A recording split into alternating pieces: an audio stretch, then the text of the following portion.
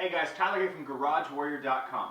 I made this special video for Rick and everybody over at ExerciseForInjuries.com about the best way to warm up to reduce your client's chance of getting injured and how to do this properly. Now, I've been working on flexibility and strength training for a long time because long ago I realized that you could do yoga a lot, you can improve your flexibility and your mobility, but then you go and try to do a strength sport and you get injured really fast. And vice versa, somebody who does a strength sport and then goes and tries to do something that requires flexibility, they tend to get injured as fast as well. So not too many people really understand that dynamic relationship between getting someone stronger and more flexible at the same time, and that's exactly what I want to talk to you guys about. And the first topic that I want to cover is what's called using a movement progression. Now, some of you guys might have heard of this before. The thing that comes to most people's mind is gymnastics. And in gymnastics, one of the moves everybody wants to learn is called the iron cross, where you hold your body out like that from the rings. But if you're a complete beginner and you walk into a gymnastics studio, no one's ever going to tell you just to jump up there and start going for it. In fact, they'll start you at remedial beginner exercises like ring rows, and then eventually to pull-ups, and then to more complicated gymnastic movements like muscle-ups, and then back levers, and then finally onto the iron cross. That is a perfect example of what I'm talking about when I say a movement progression. Now, a topic of large discussion, especially in the rehab community, is something called a bridge, a yoga bridge, where you're doing a back bend over the top. A lot of people are saying this is a poor exercise to do because people are going to injure themselves. They're not keeping their center in line, and so that's a common way that people are going to cause injuries to themselves.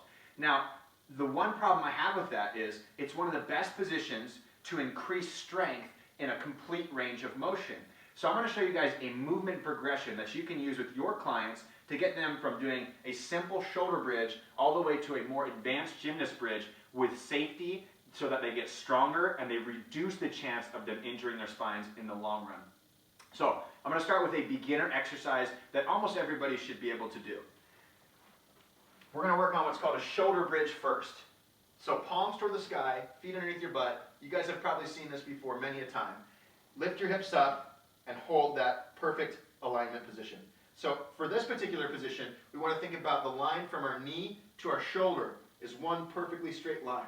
We also want to test our clients to see if they're properly firing their glute muscles. If you stick your hand in here and there's nothing but jelly down here, you need to work on getting your client to fire their glutes actively so that they're using those for hip extension rather than just pushing into the ground with their quad muscles.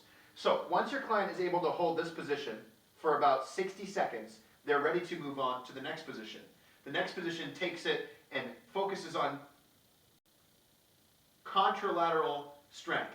All right? So we're going to lift up again, and you can have your client do the exact same thing, only they're going to lift one leg and extend through the heel and try to hold this position without twisting and turning. That's one of the most important parts of this more advanced bridge, is if I'm holding this position and I stick my leg up and I can see that my body's turned down like this, you want to redirect your client so that the hips are parallel and the shoulders and the hips are perpendicular. Everything stays in the exact same plane of motion.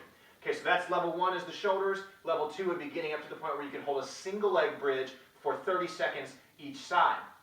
From that point, we need to make sure that your client has the adequate thoracic mobility, okay, in order to get into a full bridge position. So there's two ways to stretch this. One is a simple shoulder stretch.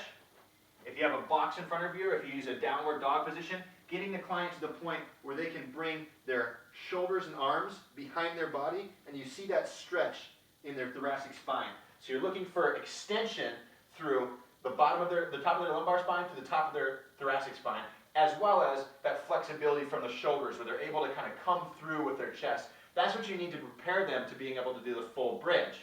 And finally, you can start moving them to a spotted full bridge where you use a Swiss ball or yourself underneath to get them the full range of motion, and finally being able to hold the full bridge, which looks like this.